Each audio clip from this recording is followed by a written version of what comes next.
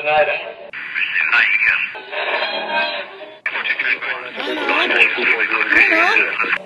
Milo, is that you? There, I think I got it.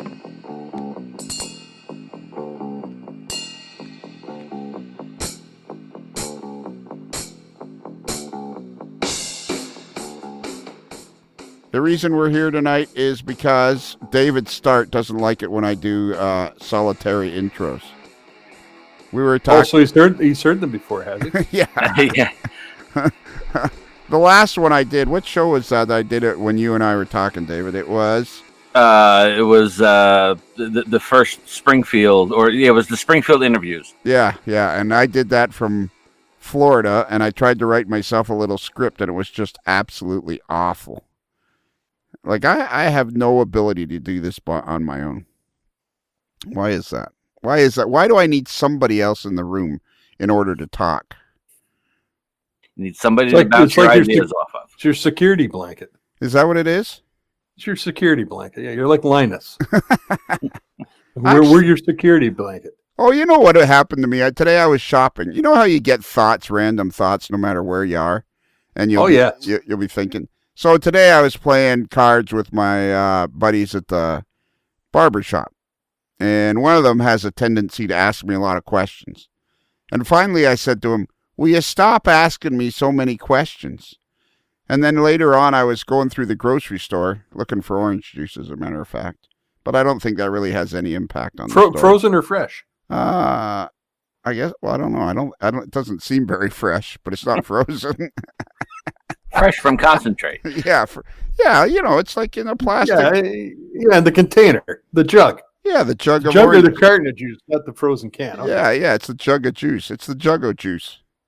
So anyways, I'm walking through the grocery store, and I'm thinking about Brian asking me all these questions, and me saying, will you stop asking me so many questions? And I thought to myself, well, isn't that odd? I like to ask questions. I just don't want to answer them. Yeah. It's kind of odd considering I figured out the other day we have over 600 hours of podcasting, which consists primarily of us asking people questions, and yet I don't like to be asked questions. Yeah. Well, that's an intriguing thing. You know what my random thought today was? And this was prompted by, we like to go to a restaurant called Deb's Place, and they usually have a daily special. Well, their daily special day was half a sub sandwich. So I'm thinking to myself, well, if I order half a sub sandwich, what happens to the other half of that sub sandwich? Like is now do we have a half a sub sandwich just kind of floating around on its own and nobody wants it? And yeah, it makes no sense. I don't understand. Yeah, is that what they do? They make a whole sub and then they just give you half, and then and then what? They hope somebody else buys the other half at some point. Yeah. Just shells. So I'd always want to go in and buy two halves to make it, so that they're not lonely. It's like you pair of puppies together. One gets a dot, but the other doesn't. It's left all alone. Our dog tricked us into getting a second dog. What kind of sub did you get? Oh, I didn't. I saw their sign on their Facebook page. So I started wondering what happens to the other half of the sub. That's a good point. What random thought did you have today, David? It was, wow, it's Friday and I don't have to go to work tomorrow. That's a great random thought. That was a great random thought. And were you on your way to work, or it was just the middle of the day? It was just the middle of the day, and I'm like, wow, I don't have to go to work tomorrow. All right.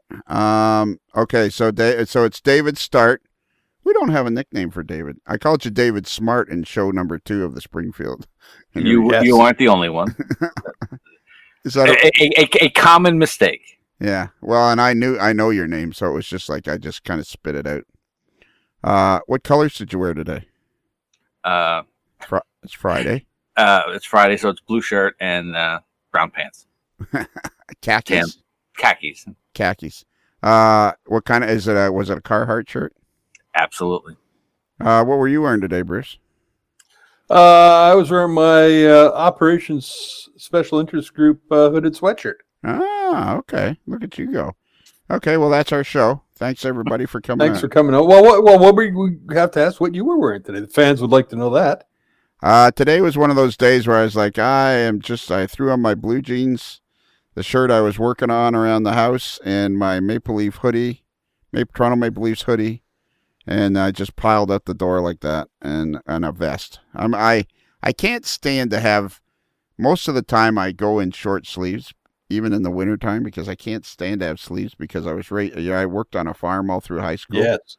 And he was the farmer who had no kids, but he was thrilled. Somehow him and I hit it off, and I worked there from the age of 13 to 19. It was just the best years of my life. Let me drive everything. But he was terrified. This is the 60s, 67 to 74, and he was terrified that my sleeves or something would get caught in the PTO, the shafts, that ran the machines. So it was always like a vest and short sleeves, which was pretty cold in the middle of winter, but I got used to it. All right. So, what job did you have, David, in high school? I worked in a hobby shop. Really? Mm-hmm. Well, that's handy. What hobby shop was it? Highway Hobby House. Highway Hobby House. Yeah. In Lafayette. Ramsey, New Jersey. Ramsey, New Jersey. That was the original home of Carson's Publications, was it not? Ramsey was, yes. Oh, was it? Mm-hmm. That was in the center of town. Highway Hobby was out on the highway, obviously. Obviously. I thought Newton, New Jersey was where... they moved there in early 70s. Okay, so what year are you working at the hobby place? I started in 1980. Really? Yeah. What? They were on and off for, I don't know, 3 years, maybe 4 years. And this is like as a teenager, like a late, like 16, 17, 18? Yeah, I started probably when I was 17, or just as I was turning 17. That's cool. That would be a cool job to have. It was a great job at the time. I'll bet it was. Didn't pay anything, but it was still a great job. Well, yeah, that's like working on this farm. I mean, they only paid me like $20 a week. I think I eventually got up to like $40 a week. But Bruce, what was your high school job? I worked part-time at a men's clothing store. Really? Yes. That's back when you could buy a pair of Levi's for $10. What? Where was this? Was in Windsor, Ontario. In Windsor, Ontario. Yes. Were they 501 Levi's? Not sure what they were. We had a whole bunch of different types, but I would go in there on weekends, Saturdays, and one night during the week, and do stock, and then occasionally sell stuff. That would be a whole show we could do with all our regulars. What was your part-time job in high school? Yeah. Or we could have a show where you guess what their job was. What's your line? Yeah. All right. So this is show number 3 of the Springfield interviews. David, what was the highlight of Springfield for you? Me and Bruce discussed it in show number 2. What was the highlight of Springfield for you? Probably just getting to see everybody. The show itself doesn't change much from year to year, but it's great the social interaction has really become the highlight. It really has, hasn't it? Yes, it has. And we have done that inadvertently. We have inadvertently created a great thing. Yes, absolutely. And Saturday night, me and Bruce, after the AML dinner, me and Bruce told jokes. Yes, the stand-up routine. Yeah. Actually, it was a sit-down. It was a sit-down routine. It was the sitting stand-up routine. Yeah. So I didn't tell one of my favorite jokes, David. So you didn't hear it. So this guy, not the smartest, not the sharpest knife in the drawer. He'd been trying to get his driver's license for several years. Finally got it, and he's driving through Ohio on Interstate 90, just between Buffalo. He's driving through New York, Pennsylvania, and Ohio. Let's say he's halfway between Buffalo and Erie, Pennsylvania, on Interstate 90, the thruway. Okay. And anyways, he's driving right down the middle of the two lanes, like right down the middle of the two lanes. He's splitting the lanes, and he's doing about 100 miles an hour, 110 miles an hour, and state trooper sees him and pulls out. Takes 2 state troopers to pull him over. And they finally get him pulled over, and they walk up to him, and they said, what are you doing? And he says, I just got my license, and I wanted to drive properly. And they said, well, going 110, 115 miles an hour right down the two lanes, splitting the lanes isn't properly. And he says, well, it says here right on my license, tear a long dotted line. That's right, folks. It's here all week. Try the veal. Be kind to your waitress. All right, in this show, we're going to interview Sylvan. We interviewed Claire Gilbert of Sylvan Models. You know him, don't you, Bruce? Claire Gilbert is a great guy, and he used to work on lake boats. He was not sure he was an engineer, but he had a position on lake boats for many years. That was his job, and Sylvan Models was part-time, but he's a great modeler. All those kits that Sylvan has now, the trucks, he hand builds all the masters for those scratch. So that does amazing work. Do you know of Sylvan Models, David? Yes, I do. Oh, okay. Yeah. So he has he primarily has car models, and he has some ship models and stuff, but sells all kinds of vehicles. It's pretty interesting. Listen to him. And then we talked to a guy. David, have you ever heard of this guy, Best Trains? It wasn't very far from Jim Sacco's booth, and it was a spectacular display. And they sell all kinds of castings. Tons. Oh, okay. Yeah, that's Ron Place uses some of this stuff. He's the man with the matching beard. Oh, Brian Bollinger. Yeah, that's his name. Yeah. What do you mean matching beard? Matching to you? He and I. We were supposed to take a selfie for my wife, and I never got back over there because we departed early. Did anybody take a selfie of you and your brother? No. Oh my God. Because you guys are the meet and greet at Tomstock. Tom Jacobs, what happened, buddy? We didn't do it. You get going around that thing and you become like a whirling dervish trying to think and do of everything because there's so many people. Like you say, we meet so many people and talk to so many people now. And we talked to Eric Hansman, who is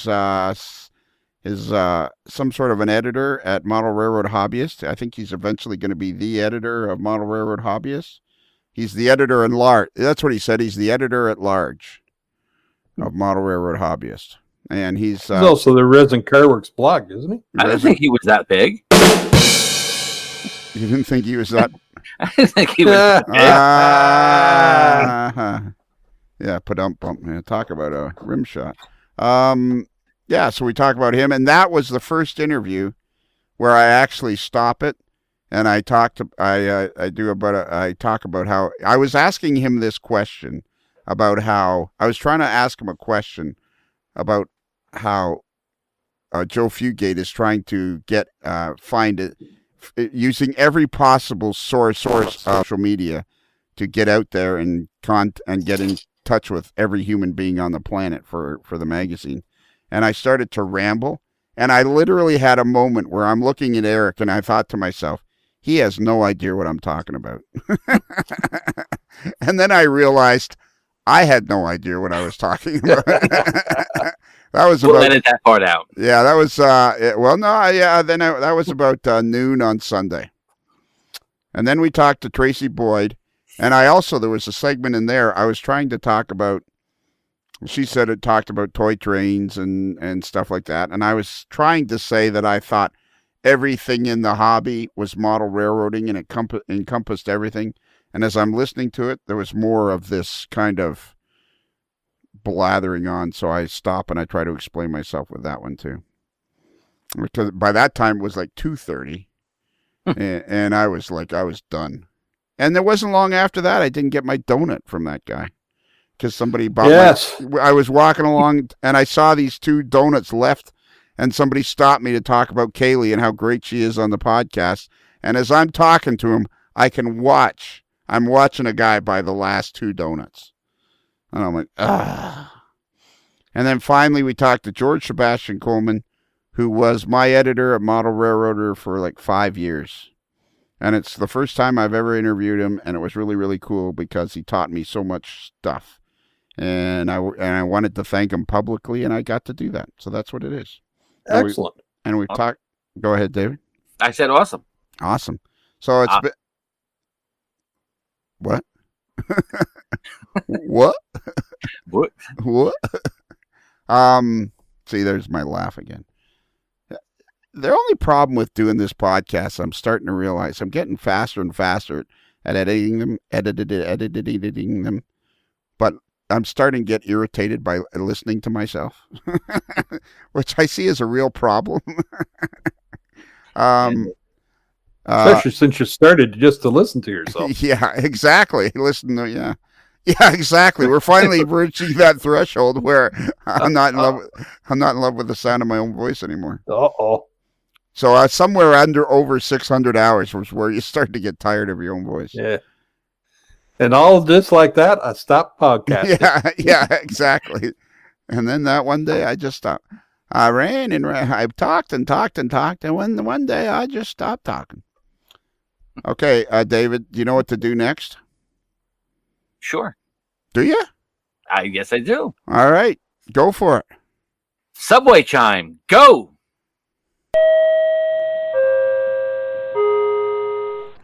Yeah, that's right. There's going to be a test. I'm now with Claire Gilbert of Sylvan Scale Models. Is that how you say it? That's it, Sylvan. Yeah. Sylvan. And how long you been in business? 28 years next month. 28 years. Yeah. Wow. And where you're from? Downtown Sylvan, Ontario. Population 25. Coincidentally, Sylvan Scale Models. That's it. And Sylvan Road in Sylvan, Ontario. And they didn't name the place after the business. We named the business after the hamlet. Oh, okay. Yeah. Well, see, I always thought it was the other way around. Yeah. And this is my 24th year doing this show. Really? Yeah. Man, oh man. And you've probably been in the same location? Pretty well. We were about 2 aisles over when we started, and we moved a little bit, but not much. Right. We're pretty well in the same location we started in here. So how did you get started? Because I remember, because you were used to work on a lake freighter years and years ago. Well, I've been a model builder since I was like 5 years old, building balsa airplanes and cars and ships, and got into trains. Right. And then I joined the the NMRA. Right. And I entered contests at the regional level, and I've got a few first place, best in show plaques. And right. I'm like probably everybody else in the hobby. Everybody dreams, wouldn't it be nice to make a living doing what you like to do?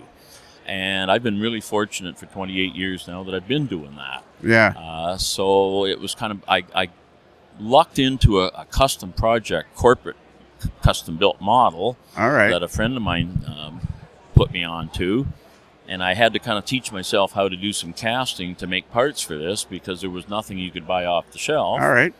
And, of course, one thing led to another, and we wind up started out with some pretty simple buildings, and we got into doing some freight cars, doing some HO ship models, some few N-scale ship models, and then we got into the vehicles, because I'm really a gearhead at heart. Right. And one of my pet peeves on the HO layouts was that you would see an absolutely beautiful layout, and the guy would plop Hot Wheels cars on the scene and ruin the whole scene. And so we're doing vehicles from mostly transition era stuff and that. And so what are the vehicles made out of? Well, they're all cast polyurethane resin. Okay. Yeah. And the kits, you paint the kits, and I guess they come with instructions and then your suggestions on how to paint them. And that's right. Yeah, they're a kit. It's just like a 1/25th scale car kit done in HO scale. Okay. Yeah. All right. Yeah. And how many cars do you have now? We at this show we've just released a mid-50s here GMC fire truck, and that's kit number 323. Holy mackerel. And are all 323 kits still going, still selling? Oh, yes. Yeah, they still sell. Some of the older ones don't sell as well as the newer ones, obviously, because people have them, but they still do sell and that. And there was I thought the show was really busy yesterday. Oh, it was super busy, a lot busier than last year. Yeah, a lot busier than last year. I've always said good weather will spoil a train show faster than anything, and it was raining and drizzly, miserable weather yesterday, so people are going, I'm going to do something indoors. Yeah, you think that's what it was? That's part of it. I think the hobby's growing like crazy. Oh, it is. You know, we've heard the the people complain over the years, oh, the hobby's dying, but it really isn't. It's changing, but it's not dying. Yeah, it is changing for sure, but everything changes.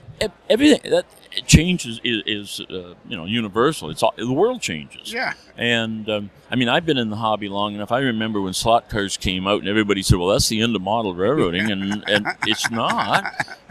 They said computers will kill it. Well, no, they haven't. They've just changed it. And if you look at all the computer connections, I mean, you got all your power and so forth. It's all computerized on these locomotives. They're digital. And yeah.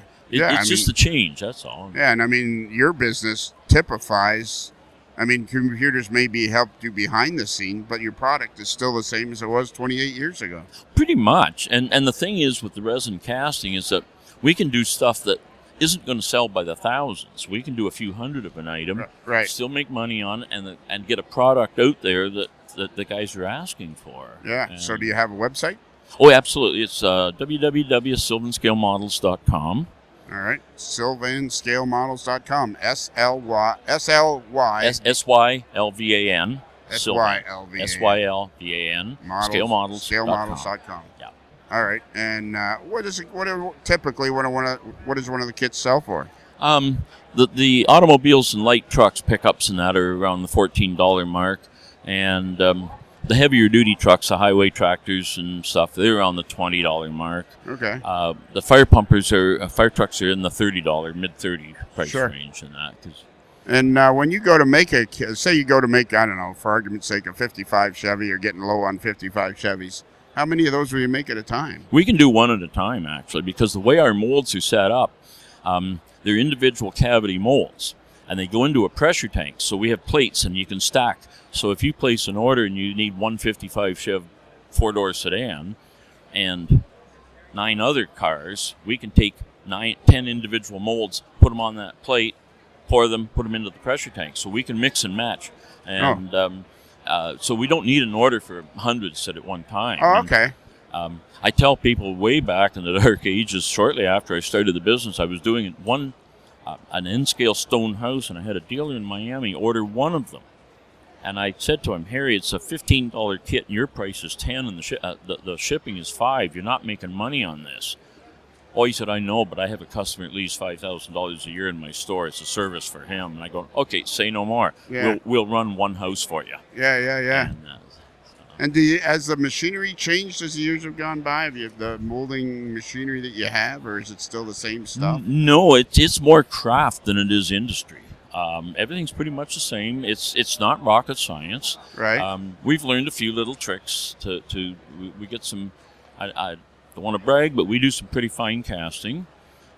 We do a lot of stuff that I've had other guys who've cast all their life look at it and go, "How did you do that?" Right. Well, Sears doesn't tell Eaton's everything. Well, and it's a learned skill. Well, it is. Yeah, it is. Yeah. And I say I have a tendency to jump into the deep end of the pool and think maybe I should have taken the swimming lessons first. I'm not afraid to try something new. I'll try something, go, oh, that didn't work. Why didn't it work? And we'll play with it a bit until we make it work. Sure. Yeah. And so we do some things that other guys aren't doing, and it's still fun. That's the thing. I'm still having fun doing it. Yeah. Well, and how many shows do you do a year? We've really cut back. We do the Springfield show, which is probably our biggest show of the year. We do the Anna Murray National Train Show. Right. We do the little Coketown prototype meet next month. In southern Ontario. In Ontario, and that's in February. And we've done the RPM meets, a couple of those through the year. So we only probably do 4 or 5 shows a year now. Right, and the rest you rely on online sales. Well, it's online, or we have quite a few hobby shops that handle our stuff. Okay. Okay. Walthers handle our big ships, like Tramp Steamer and the Lake Freighter. Yeah. And then we've got a few dealers. Some of them are only online dealers, and they move a lot of our stuff. So vast majority still goes through hobby shops. Okay. And have you noticed? I've noticed some hobby shops coming online. There are hobby shops that are coming to life. We've lost a lot of them, but now we seem to be getting some. Well, there's a few things. The hobby let's face it, there's an awful lot of the dealers have been around for years. They're getting older and they're retiring, closing the store. Sure. But there are some younger ones coming into it. But the younger ones tend to be more online than brick and mortar stores. Yeah. And even the brick and mortar stores, if you don't have an online presence, you're not going to sell much. Yeah. You've got to have an online presence. That's the way it is. Yeah. Okay. That's just the way it's going, yeah. Yeah, exactly. And just briefly, tell everybody what you did before you started this. You worked on the lake freighters. Well, I'm a marine engineer. I started out as an oiler and got enough sea time and wrote my fourth-class engineer's ticket. Right. And sailed as a fourth-class engineer for a while. Wrote part of my third class. I need about 30 days more sea time to be able to complete my third-class engineer's ticket. Oh, yeah. But I don't think that's ever going to happen. Well, that's really cool talking to you, and your stuff has been around for years. Everybody raves about your stuff. Everybody raves about Sylvan scale models, and it's really cool. So I thought I got to get you on the podcast. All right. Well, thanks, Lionel. It's great to see you again. Okay, so now we are standing in a booth. How many years you been coming? About 20. Really? The booth has gotten fancier and fancier as years went by. Yeah, we've had this location for about 6 or 7 years. But we started out with about 2 feet on the edge of somebody else's table. Right. And it's called, what is your business called? Bollinger Edgerly Scale Trains, or Best Trains for short. And where are you from? Now we are in Belmont, New Hampshire, which is near Laconia. Near what? Laconia. Laconia. The bike, where the bikes are. That's it. Yep. Where the bike rally is. Okay, so, and you've been doing this for 20 years. Yep. And you guys just have a beautiful display here. It's like, how big is your area that you got? 8 tables. 8 tables. And you got a rug down the middle, and it's beautifully lit. And how long does it take you to put this all up? We show up Thursday around lunchtime, and we're setting up till about supper time on Friday. Wow. But we'll break it down in about 3 hours. And you must have a big trailer, do you? Yep, we have a box trailer. Yeah, But it'll all go home into a 2-car garage when we're done. Yeah. And so how many shows a year do you do? Either 2 or 3. We do this show, the National Narrow Gauge Convention, and then there's a Craftsman Structure Show. When they do that, we'll go to that. Okay. And so what primarily did you start out doing? Like, let's walk over here and look at all this stuff. We started out with actually scenery material, which we no longer sell. Right. And then we moved into HO kits, and then we branched out into the castings. Okay. And how many kits do you sell? We currently have about a dozen. At one time, we had about 100, but a few years ago, we sold a part of our kit line off. And, So we're rebuilding the kit line up again. Who did you sell the kit line to? Motrac Models. All right. And does it still exist? Or Yes. yeah? He's in the process of getting them out a few at a time. All right. Okay. And what are they? Are the kits laser cut or? Yes, they are all. There's a few that are resin kits, but mostly all laser cut wood. So, and then you have this incredible display of castings. Yeah, we have about 550 pewter castings. And how did you get into this? The person that was doing some casting for us was Crow River Products in Rhode Island, and then we started doing larger volumes, and they suggested we just get our own casting machine and do it ourselves. So they actually came to our house and helped us set up and taught us everything we needed to know. And they basically said, go away, don't bother us. We still work together. So how many castings do you have? About 550. Wow.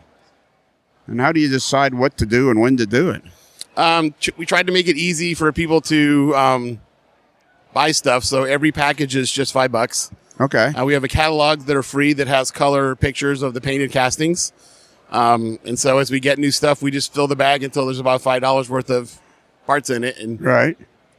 And each thing is the same. Each bag has the same thing in it, barrels or whatever. Yeah. Yeah. So, like when you make those, so I don't know, for argument's sake, let's walk over here. A roof vent. You make this roof vent. How many of those will you make at a time? Several hundred. Yeah. Yeah. And you keep a stock, obviously. You keep an inventory. Yeah, we have a couple bags. We bulk them by 100 and put them in a drawer, and then we'll open a bag and fill these, 5 or 10 at a time or whatever goes in a smaller bag. And then when our bulk bags get low, we cast another couple hundred. All right. How do you think? The show seemed really busy to me yesterday. It was a good day yesterday, yeah. Yeah? Was it busier than usual? It seemed busier than usual to me. I don't know what...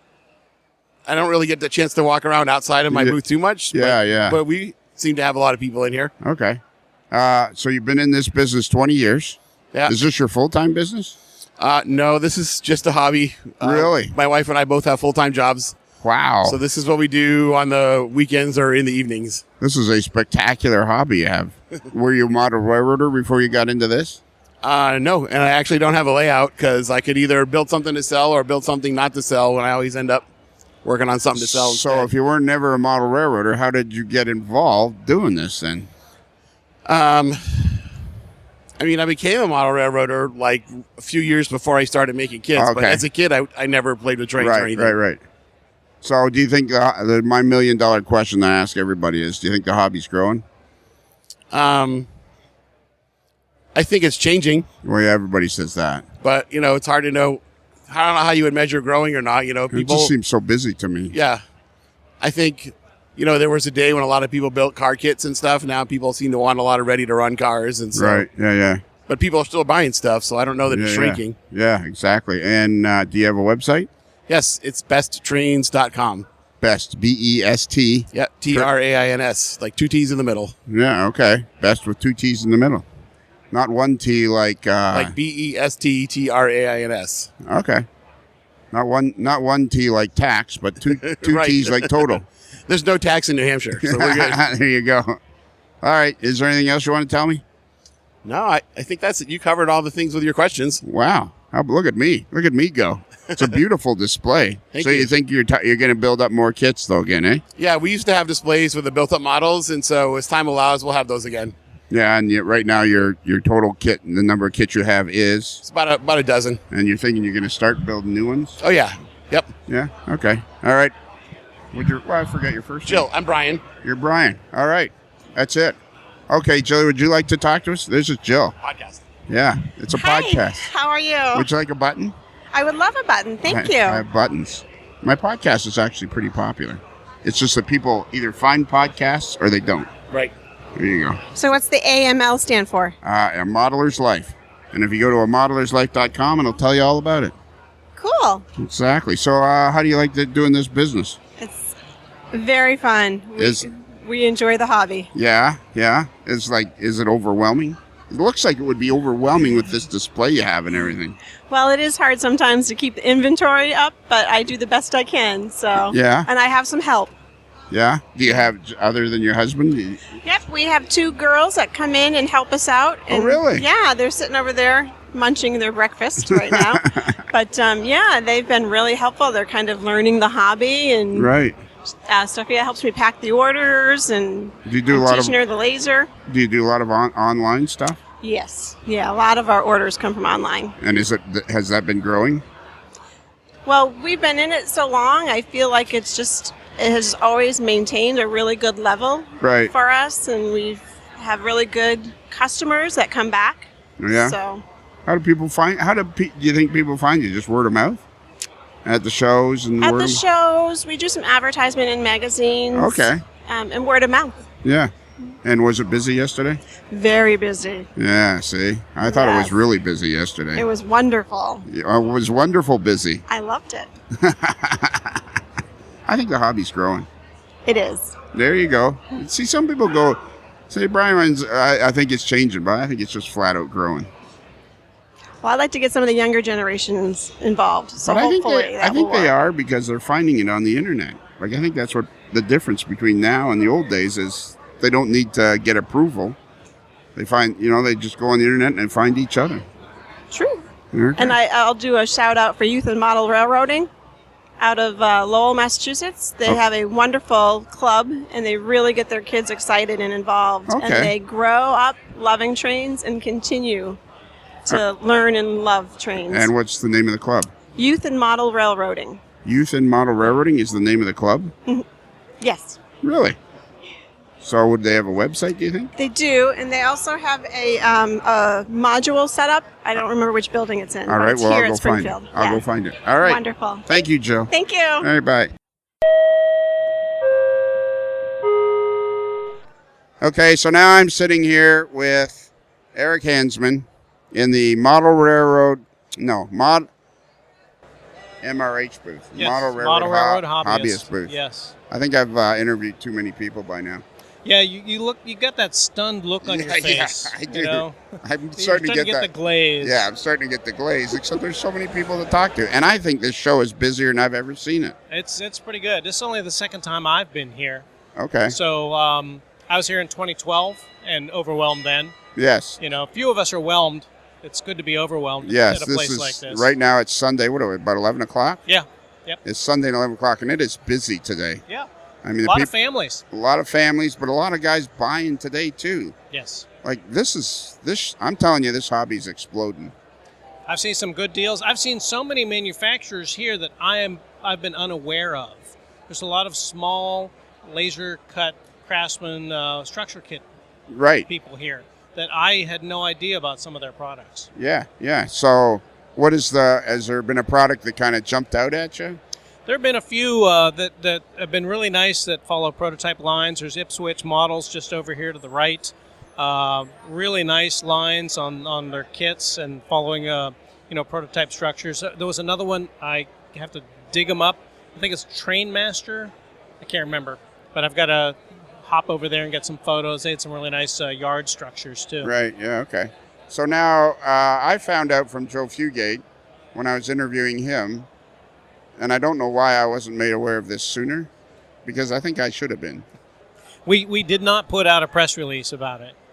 Yeah, but you should have contacted me, I think. You do understand where the Modelers Life podcast fits in the hobby now, yes, right? It's sure. becoming a powerful force. Yes, it is. So anyways, sometime in the last year and a half. It's about a year ago, I became editor-at-large with Model Railroad Hobbyist. Which is kind of exciting, I think. That's very exciting. It's like working behind the curtain a little bit, you know, the inner sanctum. I really have been my main efforts this past year have been prepping a lot of articles for the magazine, mainly the running extra section, which has really been taking off. That's 100 to 130 pages of content, ad-free, and it's just chock full of color photos and how-tos and prototype information.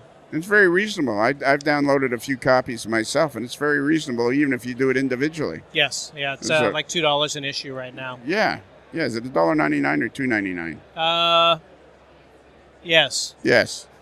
It's very reasonable. I can't remember the current price. It's very right now. reasonable, but the quality of it is top notch. Yeah. Very readable. We had one recently. I believe it was the January issue about. Gentleman sent us a lot of photos and his techniques on modeling water in a log pond.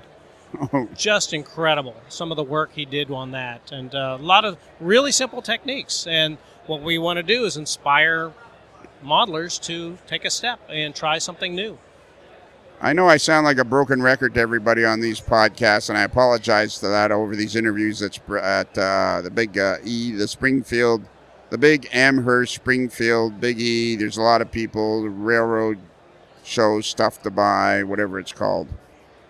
And I know I sound like a broken record, but I just think this hobby is going nuts. And it's kind of neat because we've known each other for years. Since 1999. Yeah. And you must be thrilled right now with where it's taken you. Oh, yes. Yeah, it's exciting to be part of it. Just talking with different authors and nurturing people along, encouraging them to write some great articles for the magazine, seeing all these products here and talking with people here, it's wonderful. Yeah, when you said the guy about the article about the log pond, I mean, there is so much to do in the hobby, and now it's so accessible for everybody. Yes, at your fingertips. Yeah, it's at your fingertips. And I'm thinking to myself, you've got to be like me where you're just kind of going, well, I don't have the answers to all the questions, but I can tell you this isn't going backwards; it's only going forwards. Right. So, what are your plans? What are the plans for Model Railroad Hobbyists in the future? Well, we're just keep moving forward with interesting content. We feature pretty much Class 1 layouts almost every issue. Yeah. Joe gets a lot of the information when he films them for Trainmasters Television. And then we usually feature some parallel information in the magazine, too. I liked what he did with Andrew Keeney's layout, where he basically took a picture of every square inch of the layout. Remember when I was talking to Bruce the Mailboy, and that was not uncommon in the 50s and 60s, that in Model Railroader, you'd see a lot of unfinished sections of the layout. And then they went away from that where they only showed finished sections. Sure. And now it's cool what Joe has done. It's showing these unfinished sections. Well, I think most of us have unfinished sections. Yeah. So that's more common for all of our perspective. I know my last layout, the Wheeling Freight Terminal, I had no scenery. I did paint, the structure, and I painted the track, but I really felt as that moved along in operations that the weathered freight cars were my scenery. I didn't need ground cover. I didn't need ballast. Okay. I had weathering on the freight cars, and I felt that really conveyed more of the feel of the layout. That's a good idea. That's a good point. It has a 10 by 16 U-shaped switching Yeah. layout. The models were done, and what you were using for operation were done and weathered. Yes. And that probably more than anything created the atmosphere you could with minimal amount of effort. Right. That's an article. And exactly. I think more of us can benefit by getting something smaller up and running, doing minimal scenery work, Right. just to get things running and operating, and then work on updating your freight car fleet or your locomotive fleet to reflect what you want. And that could be like your chainsaw layout or your first layout or second layout to get comfortable with tips and techniques and operating. And then that can be the launch pad for your next dream. You should write that up as an article. I'll do that. I'm sure Joe's thinking right now, he should write that up as an article. Yeah, Joe is right now, and I think somewhere in there you could somewhere in there go, I was being interviewed by Lionel Strang on a Modeler's Life podcast. Right. And the conversation went around too. That's our lead. There it is. Right there. Boom. The conversation leads to an article. Exactly. So, you live in Nashville. Metro Nashville, yeah. Very busy And place. how long you been there? 2.5 years. And you worked as a roadie for Garth Brooks? I do not. You're close personal friends with Garth Brooks. It would be nice. I'm trying to see if there are musicians in Metro Nashville who are model railroaders. I know there's a few. There is. There's got to be. Oh, absolutely. There are way more people in this hobby than anybody possibly realizes. Yes. That's why I'm constantly like this broken record, endless broken record, going on and on about what social media has done for the hobby, because you know perfectly well that now that there is such an explosion of connectivity of everybody together, you know perfectly well there are people in Nashville that are model railroaders. Oh, yes. I've met many of them. Yeah. I've met many of them through a couple clubs there, and I'm helping out on a home layout as well, re-energizing our NMRA division there too. It's been fun making connections, and that's what it's all about. It's like it's an easier way to network through the computers and the internet. But I think we also have to remember that to get something done, we need to turn our attention to the workbench and focus on working through progress on a structure or a locomotive or a piece of rolling stock. It's great to reference with the internet right there, but let's also make sure that we make some progress in our hobby. One of the nicest compliments I've had several times. Wait, what? Yeah. Compliments? Yeah. Okay. I know. I'm just as surprised as you are. And before we go any further, now that you've brought that up, before we go any further, can we at least take a trip down memory lane and remember the time when we truly first really connected? I was about to give a clinic at the dinner for your convention, yes. And for some reason or other, you got mad at me and took my slide tray and turned it upside down and dumped it on the floor. I don't remember that part. I will admit that I accidentally dumped your slide tray, and there was no ring lock there. Of course, I didn't put the ring on it. Yeah, it was for some strange. It was like something out of a Coen Brothers movie. Yeah, it was. There we are. We're trying to put the slides together. Everyone's waiting. Yeah. Yes.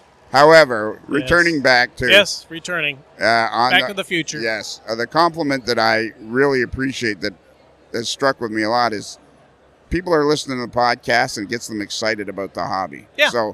So you were right. You can't be on the computer, but I think that's what gets people excited about the hobby again is, okay, maybe tonight you don't feel like working on bench work or you just can't get yourself motivated.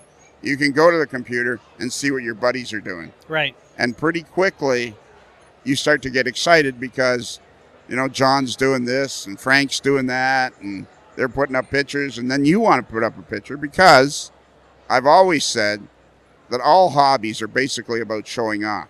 You build something and say, hey, look what I did. Yeah. So I think it's helping. And of course, your magazine is exactly the same thing. That's because right. Of course, you can take on a plane, you can go anywhere. Right. And we want to inspire people to keep moving forward. Yeah. With their skill sets, with their layout, with whatever project is on the workbench. Yeah. And now I'm going to give you a chance to really suck up to your boss. Oh. Yeah, that's a good thing. Okay. Sucking up is a good thing. We interviewed Joe not that long ago, and it was broadcast probably a couple months ago. And he was talking about first the advertising, and then, don't tell me, let me guess. I had a really good point I was going to make here. Boy, I can hardly wait till the podcast gets good. He was talking about how involved people are becoming, how involved it is now to deal with the people on a one-to-one basis.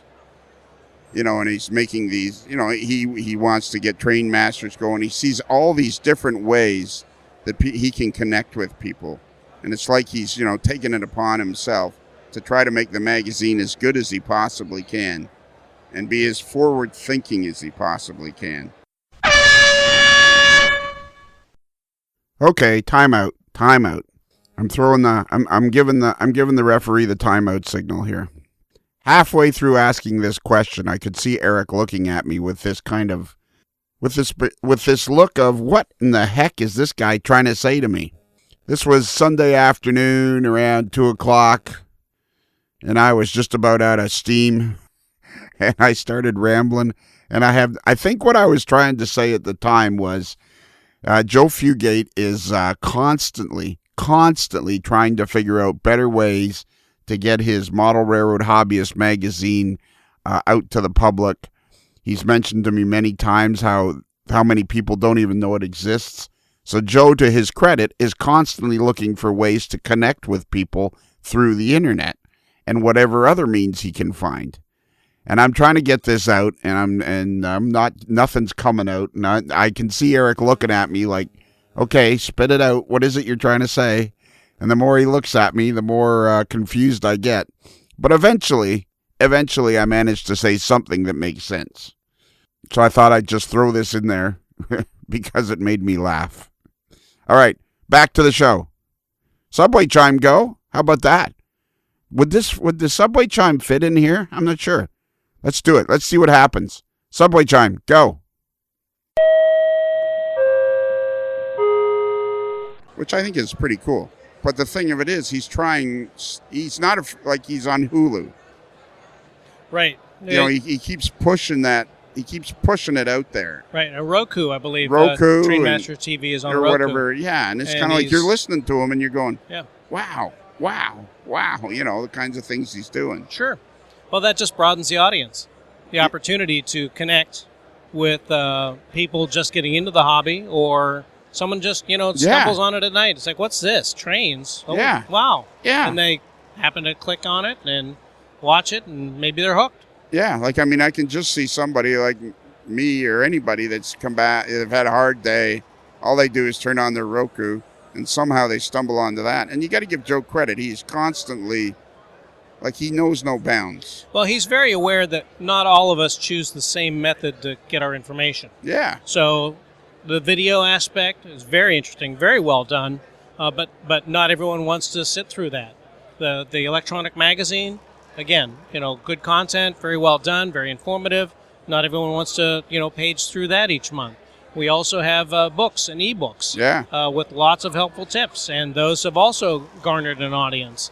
But it's factoring in all these different ways to communicate and points of media that I think Joe has really got a really good handle on. Yeah. Now, the only other thing we'll stop with is I can use your help because Joe has mentioned to me more than once and less than 100 times about hosting some segments on Train Masters again. Oh, and I'm okay. like, yeah, I'm all for that. There you go. So if that subject comes up, your answer will be... Yeah, that sounds like a good idea. Yeah, there you go. Lionel would be great. Lionel would be great. He works for dogs. Hot dogs. Yeah, that's right. I work for hot dogs. Yeah, exactly. All right, that's it. The hardest part about ending these short segments is ending these short segments. Yeah, it's time to move on. Yeah, it's time There's more to see here. There's more to see, more to do. You got to perfect the glaze. Yeah. Where are you going from here? I am going to the Mallory or Stroh building. Check that out. There's vendors over there I haven't seen yet. Some layouts over there I haven't seen yet. And the Mallory where I haven't touched ground yet. I have got to go see David Leobach at Tangent. Yes, he's in the Young building. Yes. You can walk that way. Walk this way. Igor, walk this way. Walk this way. Yesterday, just after the show started, I walked into the booth. I mean, he was just crushed, him and the two guys. Oh, yeah. And I walked up to him with the microphone. I went, David, I need to interview you now. He's like, now? I went, no. Say goodbye, Eric. Goodbye, Eric. Okay, so now I'm sitting here with Tracy Boyd, who is the official flight attendant of the AML network. Is that as much pressure as it sounds? A little bit, yes. Yeah. Yeah. So this is your second year at the show, isn't it? It is. Yeah. Yeah, there was last year and there was this year. Yes. So, okay. Do you notice if it's busier this year? I think it's like crazy busy this year. I think it's crazy busy. Yesterday, it was very intense. Today, it's still super busy, but people are more relaxed. Yeah, yesterday it was intense. That's exactly what it was. People had stuff to buy, and they were in a hurry because they knew people sold out of stuff, and it was mad dash. Yeah, and everybody just seemed, and there seems to be so many people here. Who told me? Let me see. Chris Brimley at Exactly said they had a record day. Jim here, who's City Classics booth we're sitting in, it's the official AML studios. He said he had a great day. I mean, everybody was talking about they're having a great day. As far as I'm concerned, this hobby's going to grow like crazy because of social media. That's how you and I found each other. Yes. And you're wearing the newest. My favorite second T-shirt. Yeah, it's the women's cut of the AML. And when my buddy Steve made it, I said, you got to make the logo smaller. And he says, why? I said, because it's going on a ladies' T-shirt. And it looks great. And Kaylee says they're really soft. They are. I'm going to have to get you some more now. Yes. You're going to have like shirts coming out your yin-yang. There was no shirts, and now you're going to have tons of shirts. There's no problem with that. Yeah. All right, so what have you bought so far? T-Track, Kato. I bought the T-Track boxes, I guess. Tell me about that, because I don't really understand what T-Track is. They're really just these little boxes that you put together and then put on top of a table. So they're tabletop. They're made to be somewhat portable. All right. A lot of modular clubs use them. All right. You can screw the track right down to it. If your scenic stuff is glued, you can transport them. They're now building boxes to store those boxes. Really? Yeah. So if you don't want a permanent layout, I think it's kind of the way to go. All right. I think it's popular in Japan and places like that. And where did you buy this stuff? Just a couple booths down. I was at the Timonium show in the fall. Okay. And we saw them there. And we just decided to buy some this time. And you bought the NCE Power Pack, Pro Pack, what is it called? It's all in one contained unit. Yes. It's not. I think it's called the Pro Cab. I think it's Pro Cab. Yes, the NCE Pro Cab. So have you had success running that? I don't want to say no, but I haven't really got to play with it. All right. Because we didn't really have enough track and anything to put it up. All right. And when I say we, that's Kevin and I, because I bought it to use at my crash pad. All right, in Baltimore. Yes. Because that's airport lingo. That's flying lingo. Crash pad is where pilots and flight attendants, they'll rent rooms at these crash pads, because it's where they stay on their way to and fro wherever they're going. Yes. All right. And so so now you've bought some more track. And really, let's tell the truth. Let's tell the absolute honest to God truth. All of this is because of your grandson River. That's where we're headed, right? It may be. Yes. Yeah, maybe. Yeah. He's not yet 2, but he really, really, really likes the trains. Yeah, tell everybody about that video channel you got me steered onto. On YouTube, his parents aren't big television people to allow him to watch TV. However, he really likes the trains. We stumbled across Mike Armstrong. So they're just trains coming and going. Like you hear the train coming, you have a little anticipation, the train goes by the screen, and then the train goes away. And then it goes to another train. And he has several. He does steam, he does commuter trains, diesels, all kinds. And it's really high quality video. And you told me about it, and I started watching it, and I can almost stop watching it because it's really well done. It's just like, here comes a train. And I can see how your grandson or any little young boy or little girl actually would just be like, here comes another train. It's just really well done. So you steered me onto that. Okay. So now you got your Pro Cab. Now you brought some more T-Track. Do you have enough now to make a circle? Oh, yeah. I have a little more than that. I bought some switching yards because I really can't decide what I want to model. So just in case, I bought a lot. I really maybe want to do a switching with the Domino Sugar plant, which is right in Baltimore. Right. But then I also would like to give it a shot to do the Thomas Viaduct, which Okay. is a whole different area of Baltimore. So in the space that I have in my crash pad room and for the time that I'm there, I don't know how much sense that makes. Right. And how much space would this take up? Well, I only have one wall Okay. space, like an 8-foot table. Yeah. It just 8 foot by 4 foot. yes, Yeah. which is plenty for N scale. It's plenty for N scale. So do you have a locomotive? I do. I have a steam and a diesel. And which do you prefer? Steam. Yeah. I do. How well does it run? Like, are you glad? Like, does it run smooth or? Yes, they're quiet. They're just amazing. Getting into the hobby, people say decide what you like, and I couldn't decide what I like, but I know that I really don't like HO. Okay.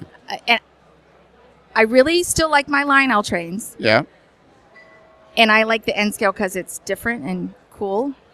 Yeah. So when you look at it and you watch them run and you listen to them, it's like, whoa, that's amazing, especially for people that have never seen them. Yeah, and N-Scale runs so well now. I mean, I know I'm always kidding about N-Scale's dead, blah, blah, blah, but really the reality is it runs so well, it's kind of hard not to be fascinated by it. Yes. None of these are trick questions, Tracy. No. Although the smaller stuff is very hard to model. Yeah. So as I get older, and I'm not old, but my No. eyes definitely change, so I don't know how much sense that makes to do So tiny what- stuff that you can barely see. So tell me about your Lionel layout that you have at your farm, your sprawling farm. Well, it is a very sprawling farm. However, my layout is not sprawling whatsoever. I have a dedicated little building that I renovated, and now my layout's in it. And the more I learn, the more I'm not happy with it. I was talked into using the Lionel Fast Track, Okay. so that really, which is a lot like the Kato Unitrack, Yeah. but you don't have any flexibility. So if I used my own track, then I could have just a little bit more wiggle room. Okay. So I'm pretty constricted. The building is only 10 by 20, Right. and But- that makes a pretty small layout. Okay. So, but are you constricted with T-Track? Like, is it like, I don't really know much about it, so this is the opportunity for me to ask hard-hitting questions and you to explain You it might to be the asking world. the wrong person. Kaylee's really good at answering questions. So are you. You're getting better at it. You know what? The thing of it is, with you and Kaylee and Michelle, I've had Michelle on the show, the more we talk to you guys, the more people are going to hear it, and the more women are going to hear it and be enthused, because the hobby is changing. It isn't as restricted as it used to be, because you've met those guys. Who are those guys in Steubenville you've met? They're called the Ornery Bunch. Right. It's just, I guess it's the local NMRA group where I live. Somebody had their own layout, a G-scale layout in their backyard, and because Steubenville's such a dying depressed kind of area, somebody read an article about him in the paper and donated his old dealership building for him to set his train up. So then he opened it to the public, and that's how I found out about it. And going there, he was part of the local club. So they meet every Wednesday at somebody else's layout. Right. And they're so welcoming and so friendly. Yeah, like that was the thing I was really pleased with. You were like, they were welcoming and friendly, and you were happy to go, and you've gone 2 or 3 times. Yes. And every time they're fun. Yeah. I mean, you've had a couple of incidents in the hobby that we didn't need to talk about in detail, but you've had a few incidents where people are like looking past you for your husband. Well, Yes. you have. Yes. And there's no need for that. And do you feel like you belong as you're walking around? I don't feel out of place. Yeah, you don't feel out of place. Yeah. Like you feel like it looks like you've had a pretty good weekend. I did. I had to buy a new suitcase yesterday. And I'm a little afraid it's going to be overweight when I go to check it.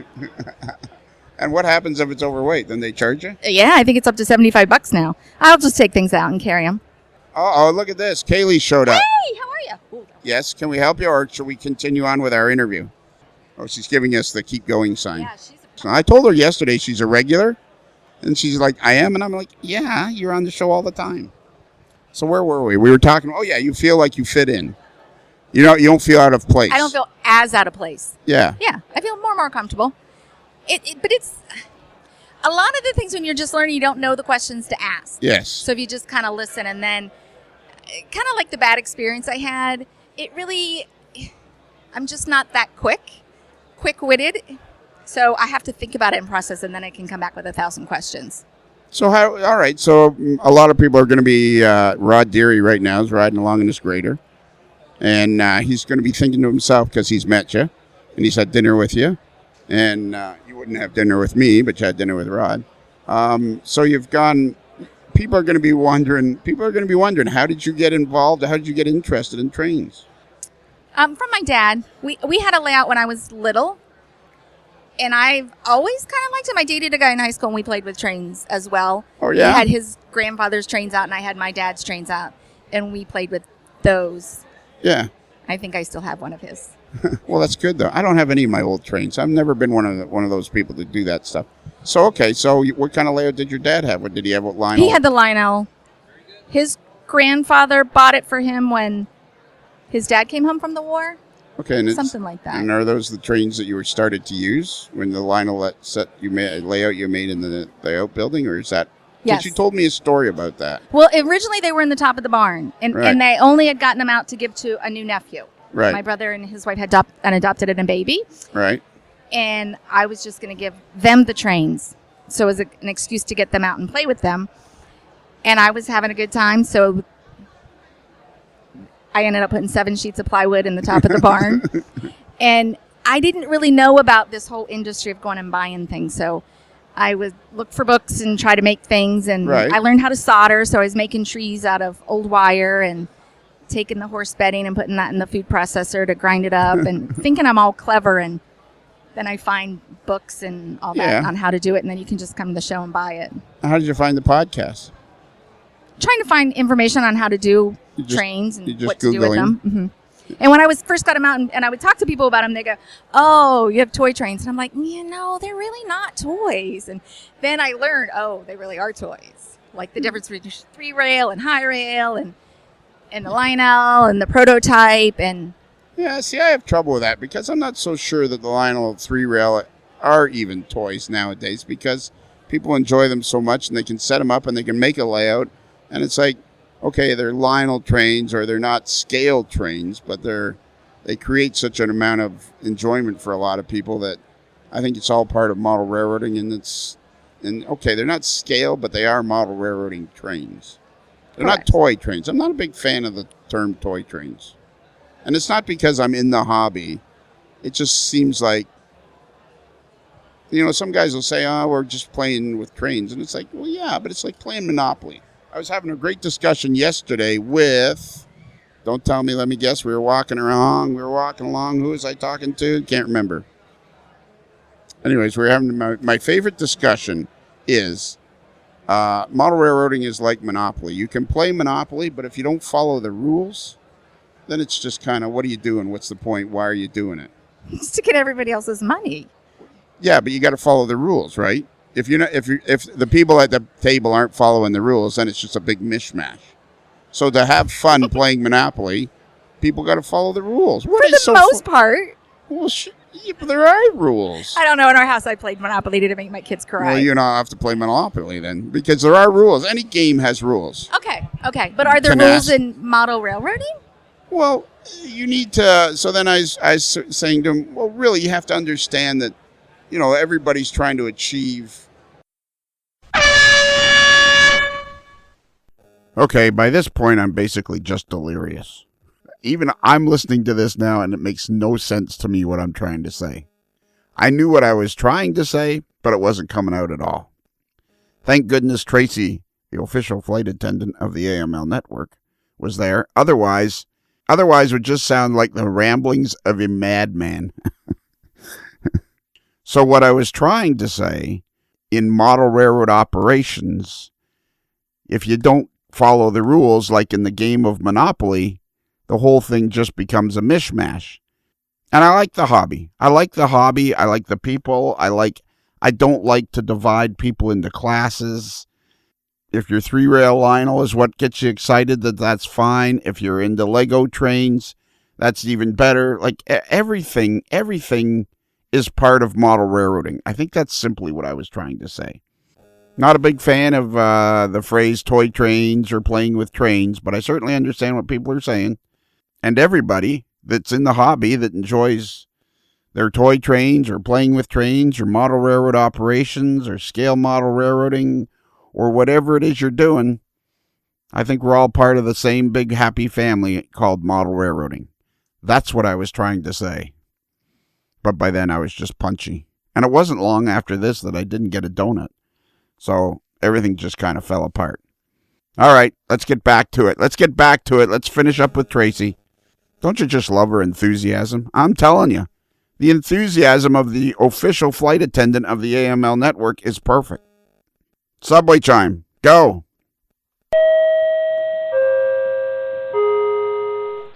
A level of quality so they can enjoy it more. The more quality you produce, whether you're doing Lionel trains or whether you're doing the actual scale model railroading or whatever it is you're doing, you want to try to achieve a certain level of quality, because then you'll have more fun. Yes, but I think that's why you do it. Yeah, and that's why I'm kind of like I'm against the whole toy train thing, because I think it's not just toys. Okay. It's a passion. I don't think people dismiss toys. It's just the classification. Yeah, okay.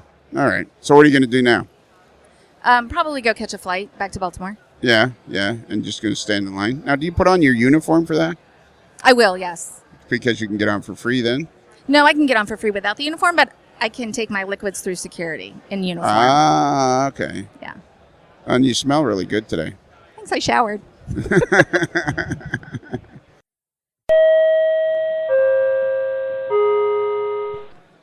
Okay, so now this is exciting. This is unbelievably exciting, ladies and gentlemen.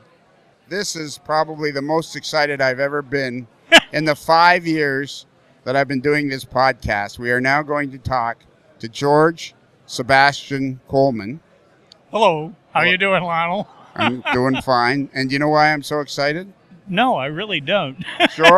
George was my editor at Model Railroader and took me from somebody that could barely cobble together a sentence, and now I can actually write. And if it wasn't for you and your patience for those years, what was it, like 5 years? Yep. That we worked together, I think that everything that I can do in writing, or a lot of what I do creatively, is attributed directly to you. Well, thank you. That is quite a compliment. I think probably overstates the case, but I appreciate it. I don't think it overstates the case, because you were always so kind to me and always so thoughtful about how hard I was trying. You were. Well, and the fact is you didn't just try, you did it. You kept doing things, and you were always willing to make a change, try something new, do something different. I mean, that's any editor's or teacher's dream is somebody who listens to what you're saying to them. And so what did you do before you were an editor at Model Railroader? Well, just before I started work there, I had finished up my PhD in English at Notre Dame and was looking for a teaching job, and the editor position showed up at MR, and lifetime model railroader, so Sure. I snapped at it, and got the job and started editing there. How long did you work there? 5 years, 95 to 2000. So after yeah, so basically once you had to deal with me, that was it. You were pretty much We'd gotten you to be on your own. You didn't need me anymore. I remember there was Marty McGurk told me there was some sort of a fracas in Andy Sprandia's office, and you stomped out saying, "I can't work with that guy anymore." No, actually, it wasn't Andy. There were a lot of tensions in those days, largely arising out of the fact that the whole publishing world was changing, the internet was coming, and even though Kalmbach was jumping on the internet thing early, nobody was sort of recognizing just how big an effect. And so as circulation dropped off a bit, Andy took the sort of blame for that. Right. Which I think, as everybody would look at now, goes, that's not the issue, right? Yeah. The issue was clearly, what was happening to print publishing in general. We'll keep this subject short, but after you had left and after I'd left, I went back to them, I don't know, maybe 10 years ago or 9, maybe 12 years ago, and I said, I'm willing to do my column again. And I said, I'll do it just on the internet. I'll do it for 6 months for free, and then you guys can decide. And they basically said that the internet was a fad at that point. Wow, that is weird. Well, yeah, they weren't embracing it. Yeah, because I mean, they tried. Right about when I was leaving, I mean, they were really sort of kind of pushing and looking for, of course, like everybody else with the internet in those days, how do we make money on this? Yes. And which I actually think is the wrong direction. First you got to think of how to produce content, right, and then make money, right. But again, it was all new, and I mean, I think everybody was fumbling their way through, yes, without a doubt, and to some extent still are. I mean, obviously there are lots of people out there.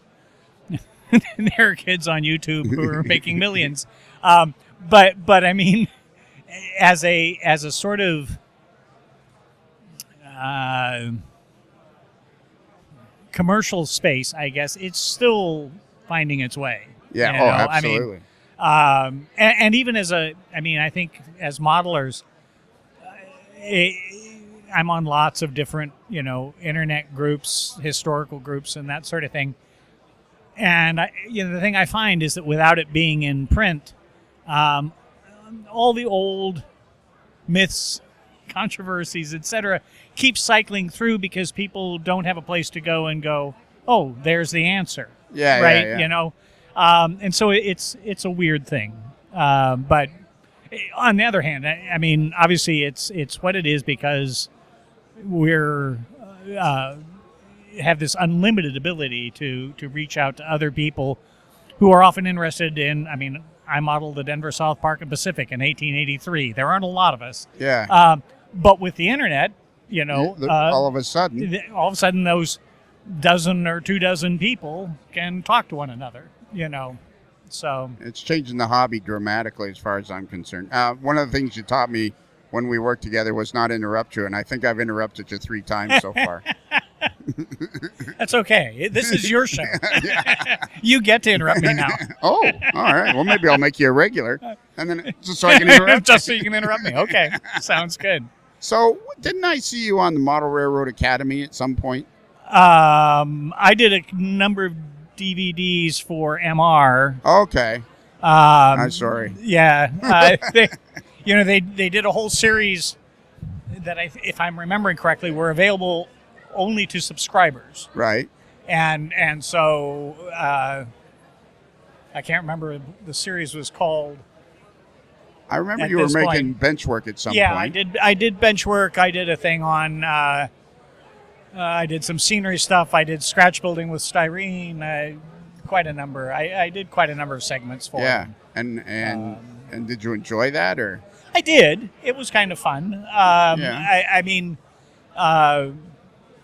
it was easy because they came to me and filmed in my basement and shop, so I didn't have to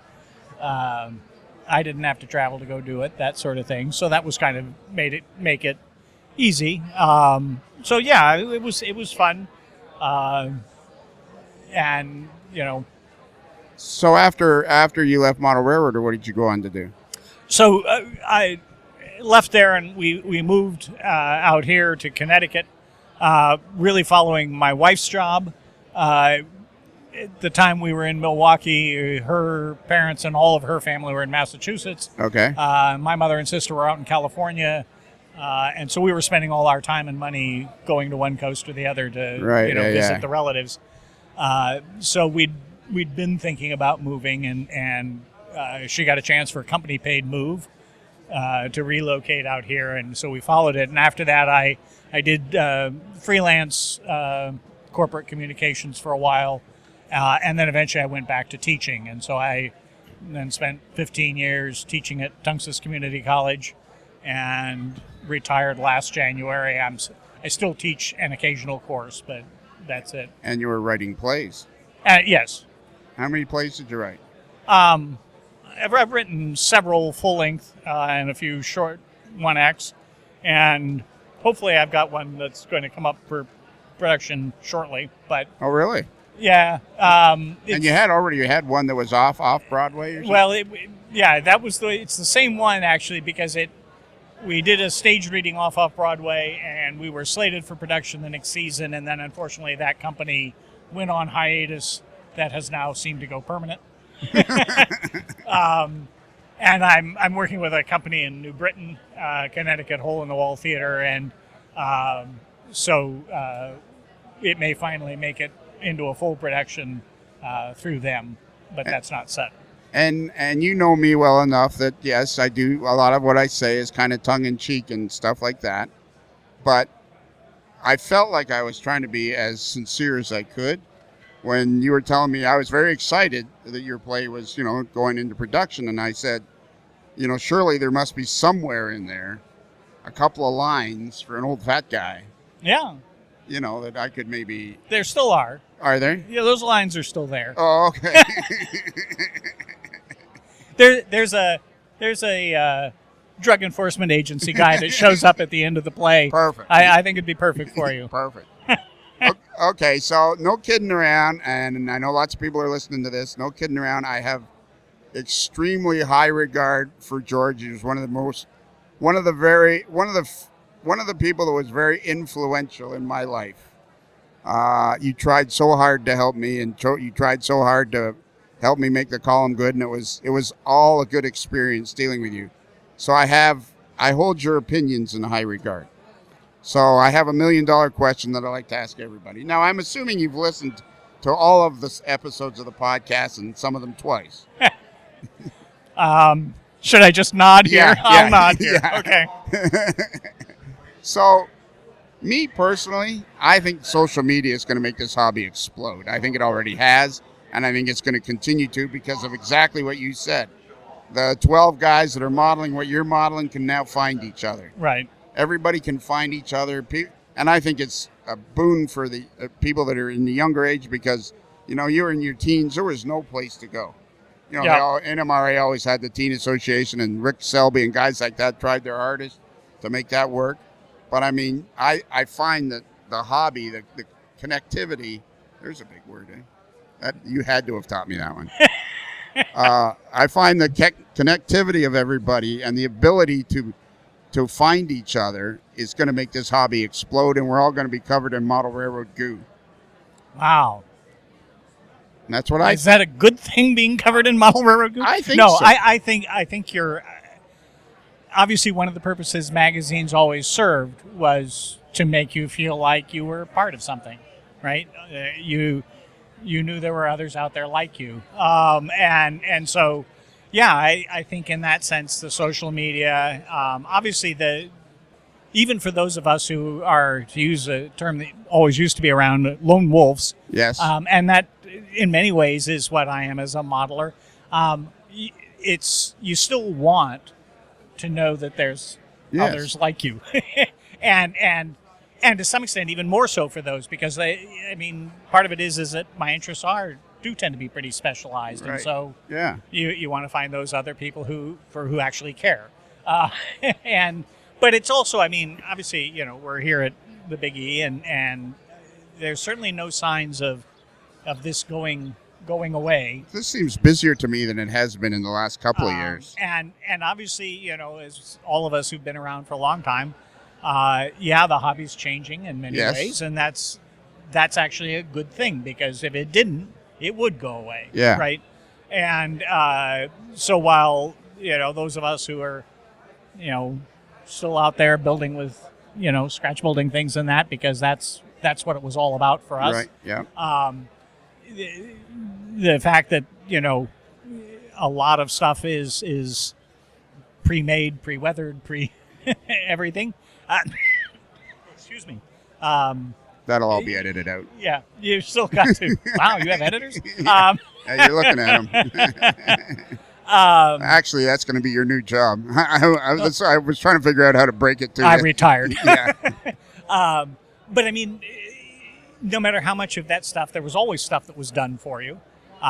Yes. And so that sense that, if you're still going to build a layout, whatever, no matter how many pre-assembled buildings you still have to put them on the layout, And as all the changes over the years, have meant that, it means that, when I was first reading MR in the late 50s, early 60s, having a sheet of plywood with track on it was having a layout. Yeah. And if you put a little bit of scenery on there and that then you really had things, something. Yeah.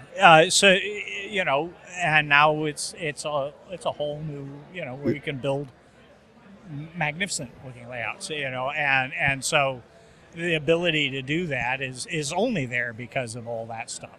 Right. Hang on a minute. No, we'll keep going. Okay, so we'll just wrap this up. I want to know something about your model railroad, because it's fairly substantial, is it not? Yeah, it's a basement sized railroad, so it's about 28 by 25 feet. Yeah. There's a little extra on one side, and it's the Alpine Tunnel District of the Denver, South Park, and Pacific in 1883. So it's ON3. It's about 2/3 scenic at this point. Okay. And I'm working on the last bit of trackage that'll go to the staging yard. I've finished a bypass that allowed the main line to run as a complete loop a couple of years ago, but I'd been waiting to finish off this part. So with that getting completed, hopefully in the next month or two, the track work will all be complete. Right. And then maybe by the end of summer even have the rest of the scenery. There's not a lot left. Wow. At least roughed in. There's still a lot of buildings and that sort of stuff to go in and actually, fill in everything. Yeah. But it, even in the areas that are complete, there's stuff to build and go in there and that sort of thing. But looking at them, they look complete. So do you have like a Facebook page or a website or anything where people can see it? I have some videos up on YouTube. Okay. Under your name is George Sebastian Coleman. I think if you just search under that, if you look under Denver, South Park, and Pacific, they'll probably pop up as well. How did you end up on modeling that?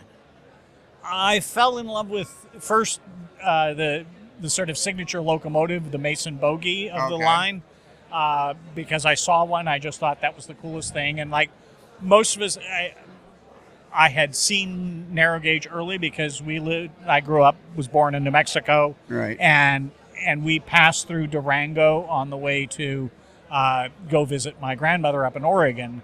And so we stopped there in 1959 and saw the narrow gauge running there. Okay. We didn't ride on it because that would take time and money. Yeah.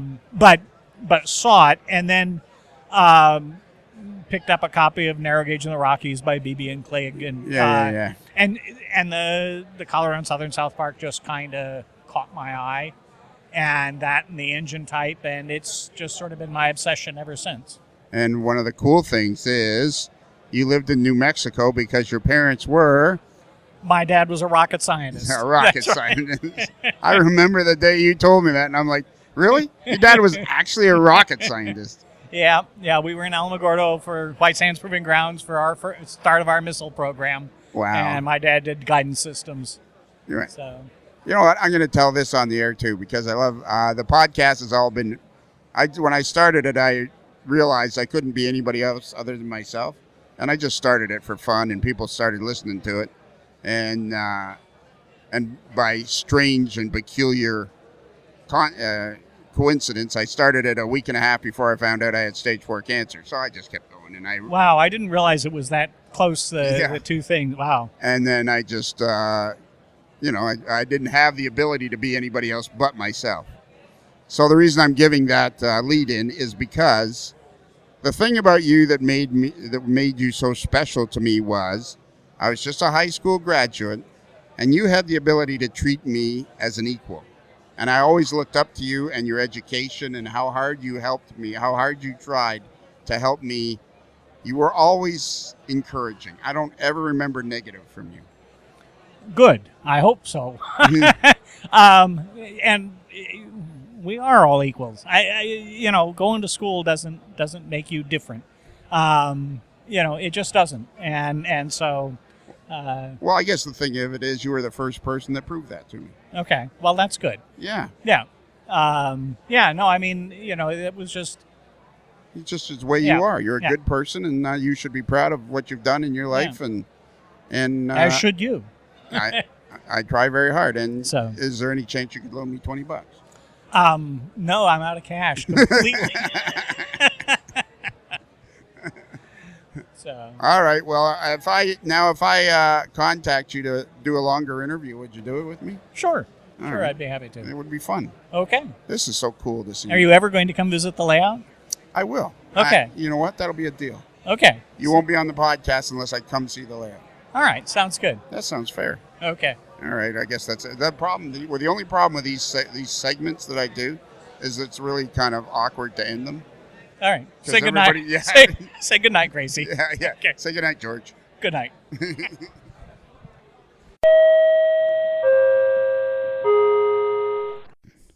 Okay, that's it.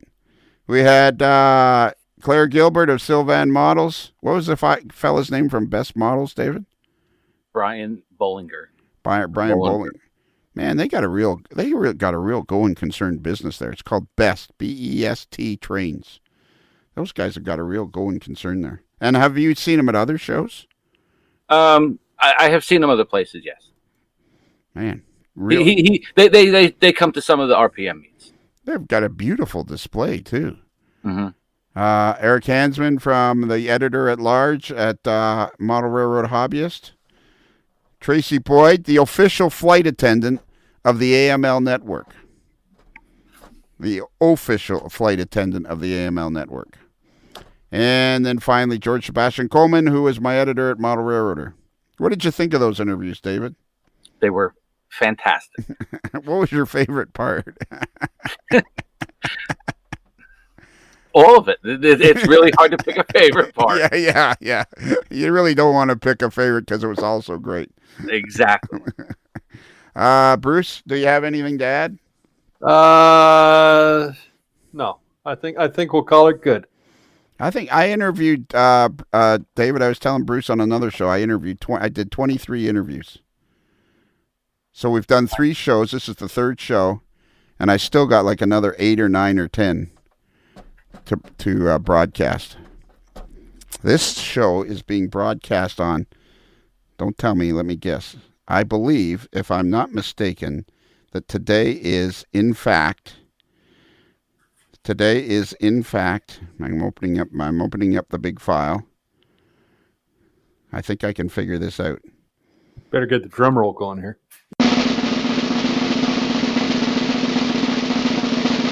February the 24th. Monday, February the 24th. It's drive time. Everybody's arrived at work. This is drive time radio. And we have to apologize to Tom Jacobs because of this, because of the song. Tom, go ahead. No, go ahead, and then I'll chime in. I just was going to say, Tom, I apologize. I understand this is very difficult for you. It's out of my hands. I can't change it.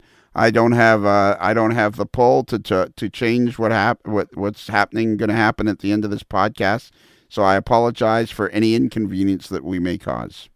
Yeah, and then as I noted on the second one, that he's a super fan, so he should be able to suck it up. That's a good point. What do you think about that, David? I would agree 100%. David, you know what the problem is? You're becoming a crew member. You know what the danger with that is, don't you? Nah, that's all right. Whatever. Well, there's going to be some people that are going to be like, you're not taking it seriously. Some people are desperate to be super fans. We got to, and the only person that has the rules is Bruce. That would be like being a WFMR. Yeah. Yes. Yeah, WFMR. You're right. What's that? As opposed to a WTFMR.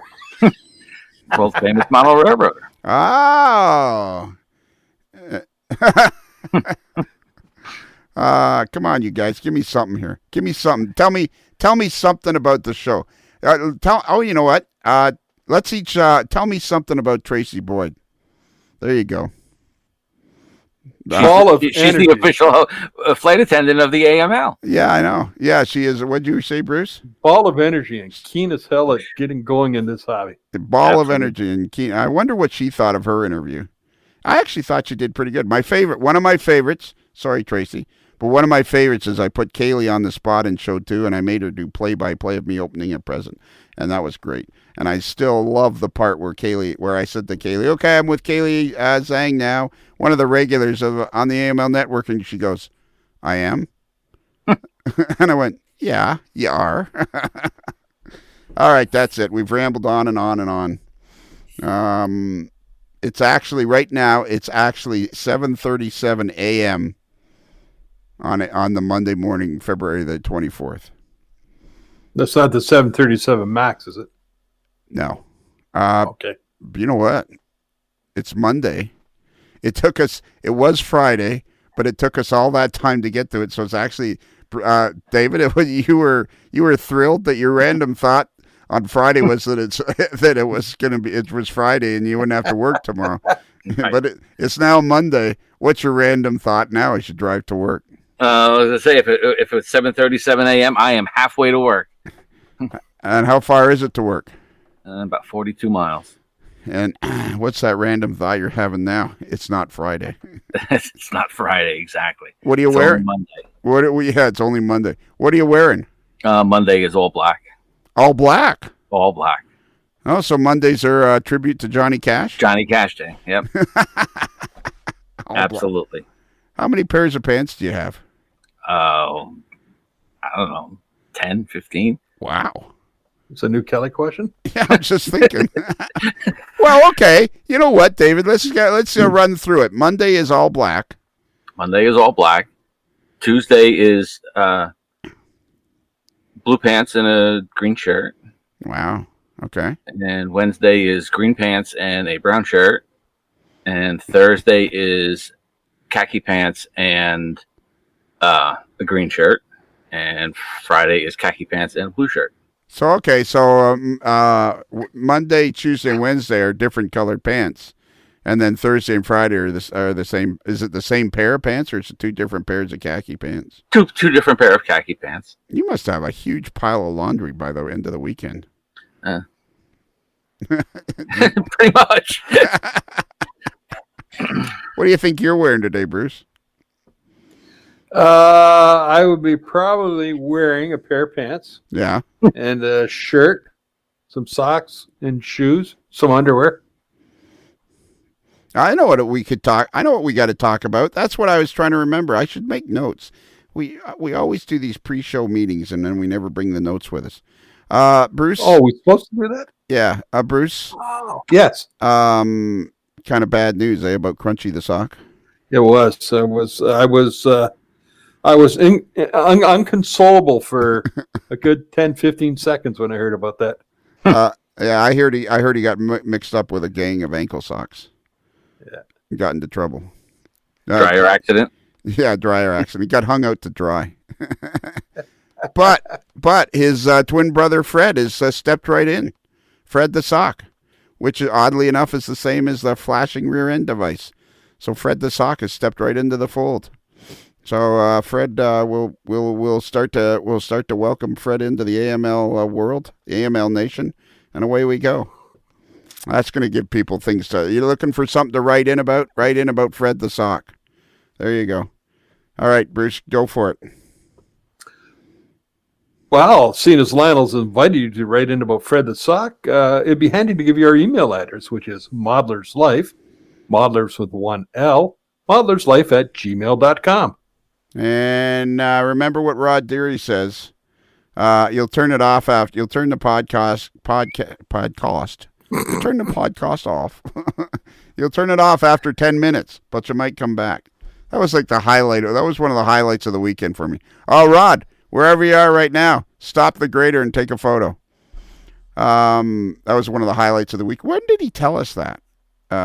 Bruce, he was telling you and me that. That was was it the Thursday night or the first night we met him? Yes! We asked him about the podcast. Well, I turned it off after 10 minutes.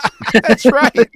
That's right. We met him in the hotel on the Thursday night, and pretty quickly I said to him, within 5 or 10 minutes, I said, "So how did you find the podcast?"